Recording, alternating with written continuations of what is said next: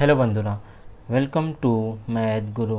আজকে কলকাতা হাইকোর্টে NIS D.El.Ed মামলাটা লিস্টিং ছিল, কিন্তু শুধু 2025 নয়, 2022 টিচার রিক্রুটমেন্টে যে এনআইএস ডিএলএডরা অংশগ্রহণ করেছে তাদের জন্য কিছু আপডেট আছে। আপডেট দেওয়ার আগে কলকাতা হাইকোর্টে এনআইএস ডিএলএড নিয়ে একটা মামলাটা মেনশনিং করানো হয়েছে, সেই ভিডিওটা আগে আপনারা দেখুন। তারপরে আমি আজকে কি আপডেট আছে আর পরবর্তীকাল এনআইএস ডিএলএডদের কী হতে পারে, 2022 টিচার রিক্রুটমেন্টে কী আপডেটটা আছে সেইটা নিয়ে আপনাদের সাথে এই ভিডিওটা আমি আলোচনা করব। আগে আপনারা পুরো হেয়ারিংটা দেখুন। But mentioned primary matter pertaining to lordship recruitment.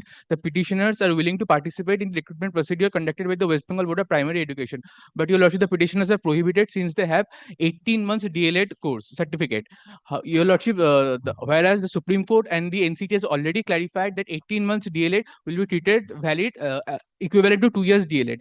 Your lordship, the application procedure has started since 19th November and it will end on 9th December. Lordship, I am not able to participate in that. Okay. Lordship, if your lordship kindly fixes any date before 9th. That order, that 2 years will be 18 months will be considered as a 2 years course. Where is that order? Your lordship, there is a judgment of Jaivi Singh. It is a 50-page judgment. Your lordship, so Doing that so that it is 18 it is months will annexed be in the considered as a 2 years course. your lordship, during the hearing I can produce that. I have all the there are multiple judgments of the Supreme Court and also the guideline by the NCT. Your lordship, it is annexed in the writ petition. Fifth thousand. Grateful, your lord. मतलब मैं permitted case file করেছে, তার মেনশনিংটাও already আপনারা video মাধ্যমে দেখে নিয়েছেন। সেই কেসে মেনশনিংটাও হয়ে গেছে। এক্ষুনি এই কেস যা আপনারা স্ক্রিনে দেখছেন সেই কেসটাই আমি আপনাদেরকে ডিসপ্লে করাচ্ছি।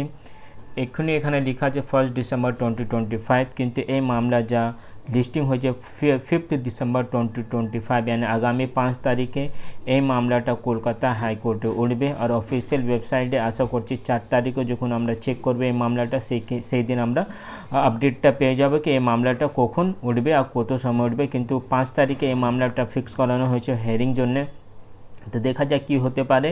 কিন্তু আমি আবার আপনাদেরকে জানিয়ে দিচ্ছি, এই মামলাটা যা আপনারা ভিডিওটা দেখেছেন এই মামলাটা করেছে এনআইএস ডিএলএড ক্যান্ডিডেটরা, বিশেষ করে আজিজ লস্কর স্যার আর ওনার টিমরা এই মামলাটা করেছেন। আপনাদের জানা আছে কিছু ক্যান্ডিডেটরা যারা প্রাইমারি বোর্ড গিয়েছিল সেখানে দেখা করতে কি আমরা এনআইএস ডিএলএড ক্যান্ডিডেটরা এই ফর্ম ফিল আপটা করতে পারবো কি পারবো না, সেখান থেকে কোনো ক্লারিফিকেশান এনআইএস ডিএলএড ক্যান্ডিডেটরা পায়নি। ওখানে অনেক গোলমোল করে আনসার দেওয়া হয়েছে কি তোমরা ফর্ম ফিল আপটা করতে পারবো না, তোমাদের 18 মান্থের কোর্স আছে, আমাদের যা অ্যাডভার্টাইজমেন্ট সেখানে 2 বছর লেখা আছে, অনেক কিছু ওখানে উল্টোপাল্টা জানানো হয়েছিল। তারপরেই এনআইএস ডিএলএডরা কিছু অ্যাক্টিভটা ছিল, আর যখন ফর্ম ফিল আপটা স্টার্টিং হয়েছে তারপরে ওরা ওয়েট অ্যান্ড ওয়াচ পজিশনে ছিল। কিন্তু যখন রেগুলার ডিএলএডরা আমাদের বিরুদ্ধে মানে এনআইএস ডিএলএড বিরুদ্ধে কেস করে দিয়েছে, তারপরে বাধ্য হয়ে এই মামলাটাকে আবার কলকাতা হাইকোর্টে ওঠানো হয়েছে, যার হিয়ারিংটা 5 তারিখ হবে।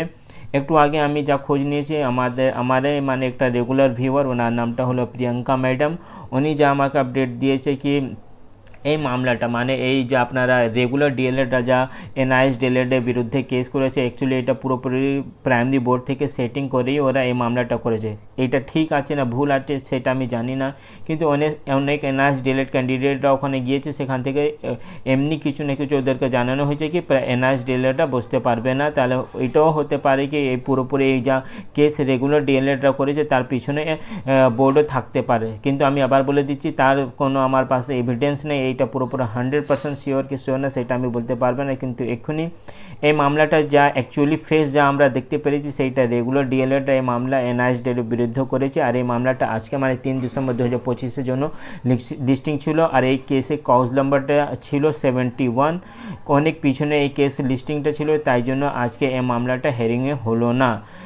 তা দেখা যাক এই মামলাটা নেক্সট হিয়ারিংটা কখন হতে পারে। কিন্তু এই মামলাটা ডেইলি লিস্টিং আছে, তার মানে আজ রাত্রিবেলা যখন আবার কালকে কোন কোন কেসটা কখন হিয়ারিং হবে তার কজ লিস্টটা যখন কলকাতা হাইকোর্টের অফিসিয়াল ওয়েবসাইটে আপলোড হবে সেখান থেকে দেখে আমি নিজের টেলিগ্রাম চ্যানেলে আপনাদেরকে জানিয়ে দেবো এই মামলাটা কালকে কখন উঠতে পারে।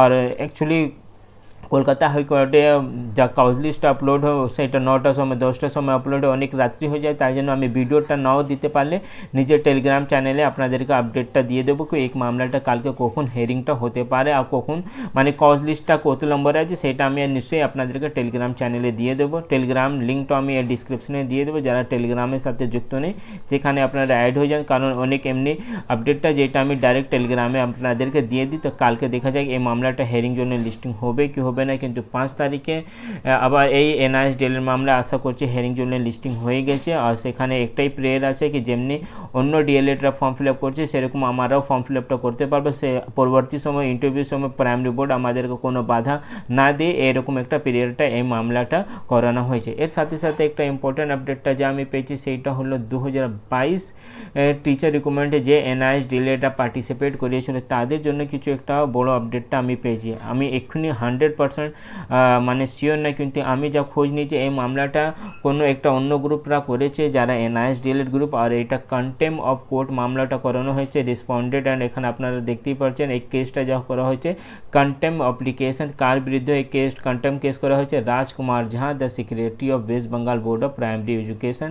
আপনাদের জানিয়ে আছে কি কলকাতা হাইকোর্ট হোক নাহলে সুপ্রিম কোর্ট হোক 2022 টিচার রিক্রুটমেন্টে অনেকবার অর্ডারটা দিয়েছে কি যারা NISDL ক্যান্ডিডেট আছে ওদের ডকুমেন্ট ভেরিফিকেশন পরে ওদেরকে চাকরি দিতে হবে, কিন্তু বোর্ড কোনো স্টেপটাই নিচ্ছে না NISDLটা নিয়ে, তাই জন্য হতে পারে এই মামলাটা করানো হয়েছে। যে এই মামলাটা মান্থলি লিস্টিং আছে, আর এই মামলাটা এখানে আপনারা দেখতে পাচ্ছেন এখানে 1 ডিসেম্বর 2025 ডেট শো হচ্ছে, কিন্তু যা মান্থলি লিস্টে এই মামলাটা 5 তারিখের জন্য লিস্টিং হয়ে গেছে। আর এই কেসটা 5 তারিখে স্বগত রায় ভট্টাচার্য বেঞ্চে উঠবে, কারণ এর আগে যা NISDL যা কলকাতা হাইকোর্ট থেকে রায় দেওয়া হয়েছিল সেইটা স্বগত রায় ভট্টাচার্য জজ সাহেব থেকে উনিয়ে দিয়েছিলেন, তাই জন্য এই মামলাটা ওনার বেঞ্চে আবার লিস্টিং করানো হয়েছে 5 তারিখে। আর যা আমি খোঁজ নিয়েছি আমি আবার রিপিট করে দিচ্ছি, আমি 100% শিওর না, কিন্তু আমি যতদূর জানতে পেরেছি সেই মামলাটা NISDLটা করেছে কন্টেম্প অফ কোর্ট মামলা, কারণ যেরকম কোর্ট রায় দিয়েছিল কি এদের ডকুমেন্ট ভেরিফিকেশন পরে চাকরি দিতে হবে সে আর একটা টাইম লাইনটাও ছিল সেরকম বোর্ড কাজ করছে না, তাই জন্য এই মামলাটা করানো হয়েছে। আর কিন্তু এরপরে সবথেকে বড় প্রশ্ন NISDLদের কী হতে পারে পরবর্তী সময়ে, কারণ অনেক কিছু বাধা NISDL ক্যান্ডিডেট সামনে চলে এসেছে। আমি একটা জিনিস আপনাদেরকে জানিয়ে রাখি, আমি আজকে একটা সকালেও আপনাদেরকে ভিডিও দিয়েছি, কাল রাত্রিবেলাও আপনাদেরকে কিছু এভিডেন্সটা আমি দেখেছি, যেমনি সুপ্রিম কোর্ট যা রায় দিয়েছে টেট রিলেটেড, তারপরে বম্বে হাইকোর্ট একটা রায় দিয়েছে টেট রিলেটেড, মানে আমাদের মানে NISDLের পক্ষে অনেক ডকুমেন্টটা আছে, সেই ডকুমেন্টটা যখন কলকাতা হাইকোর্টে শোটা করলে নিশ্চয়ই NISDL জিততে পারে, কিন্তু তার জন্য একটা ভালো অ্যাডভোকেট ওখানে রাখতে হবে, আর প্রত্যেকটা NISDLদেরকে একটা মঞ্চে এসে এই লড়াইটা লড়তে হবে। অন্য রাজ্যে চাকরি পেয়ে গেছে শুধুমাত্র ওয়েস্ট বেঙ্গলি, সমস্যা হচ্ছে রিজনটা এইটাই আছে কি NISDLদের মধ্যে অনেক ভাগ আছে। আজকে যদি আপনারা এই 32,000 মামলায় যা রায় দেওয়া হয়েছে যদি আপনারা ঠিক করে দেখেছেন, আমি নিজে ওই হেয়ারিং ভিডিওটা নিজের টেলিগ্রাম নিজে ইউটিউব চ্যানেলে অলরেডি আপলোড করে দিয়েছি, যেখানে জজ সাহেব পরিষ্কারভাবে জানিয়েছেন অ্যাডমিনিস্ট্রেটিভ ভুল জন্যে অন্য প্রার্থীকে কেন আমরা পানিশড করব। মানে যদি আমি ধরেই রাখছি কি অনেক স্কুল এমনি আছে যাদের NOC নেই, তো NOC কাজটা তো টিচারদের জন্য, টিচাররা তো NOCটা বের করতে পারবে না, যারা অ্যাডমিনিস্ট্রেটিভ ওয়ার্ক করে যাদের স্কুল আছে তারাই তো NOCটা বের করতে পারবে, সেইটা তো টিচার কোনো রিলেশনই নেই এই NOC সার্টিফিকেটটা নিয়ে।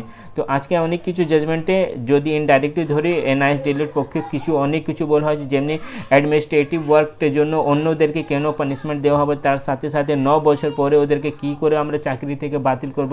সেম কন্ডিশনটা আমাদেরও আছে কি 7 বছর 8 বছর পরে আমাদের ডিগ্রিটা কেন ইনভ্যালিড করা হবে, কারণ যখন এই ডিগ্রিটা করানো হয়েছিল সেইটা সব কিছুতে স্টেট গভর্নমেন্ট হাতেই ছিল, কোন ক্যান্ডিডেটরা ইন সার্ভিস আছে কোন ক্যান্ডিডেটরা ইন সার্ভিস নয় সব কিছু স্টেট গভর্নমেন্টকে ভেরিফাই করানো হয়েছিল। স্টেট গভর্নমেন্ট নিজে একটা আপনাদের একটা স্টাফ হায়ার করেছিল, স্টেট কোঅর্ডিনেটর এমনি কিছু একটা পজিশন ছিল, তারা সেইটা ভেরিফাই করেছে আমরা ইন সার্ভিস আছি কি আছি না।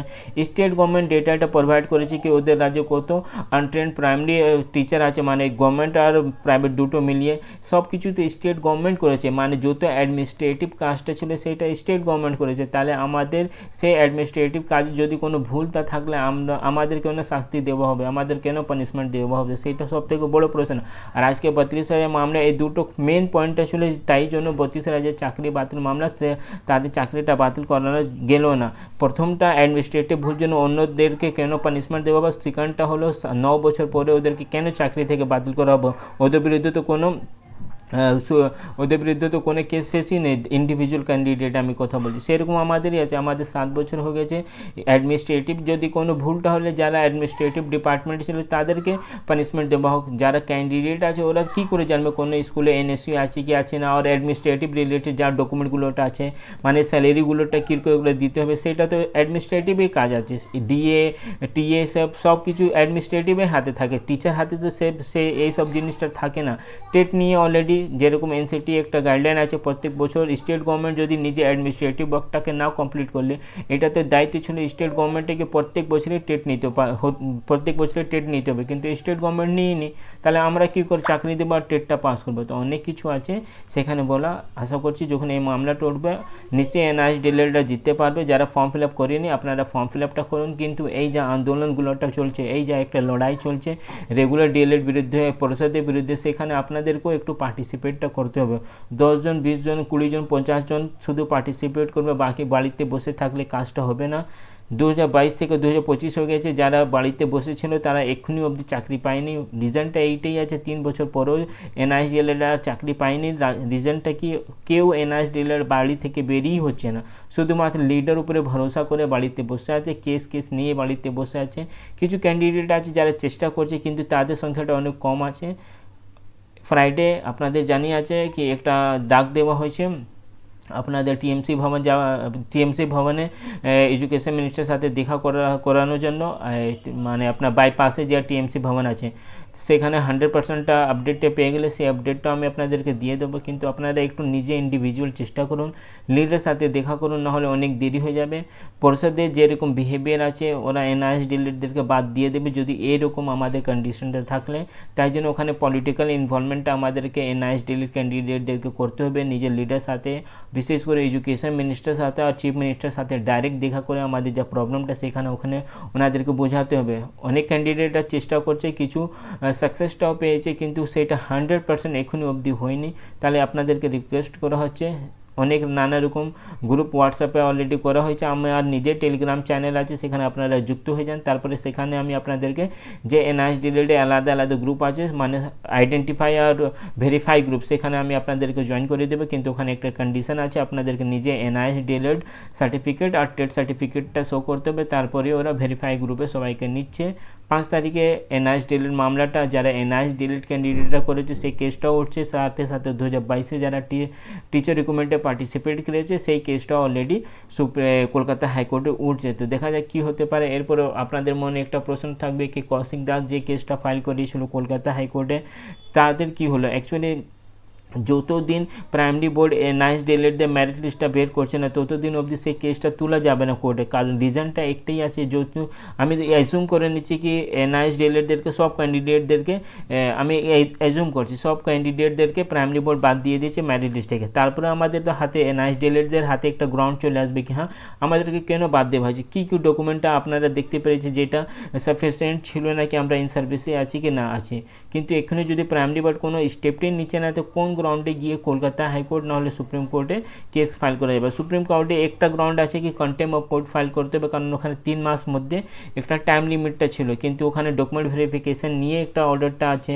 তাই জন্য বোর্ড ওখানে গিয়ে বলতে পারে কি আমরা এদেরকে ভেরিফাই করছি এরা ইন সার্ভিসে ছিল কি ছিল না, তাই জন্য একটু ডিলে হতে পারে। তো সেইখানে যতদিন অবধি প্রাইমারি বোর্ড কোনো নোটিশটা বের করছে না ততদিন অবধি সেই কেসটা তোলা যাবে না, কারণ ওখানে কোনো গ্রাউন্ডটাই সেট হচ্ছে না।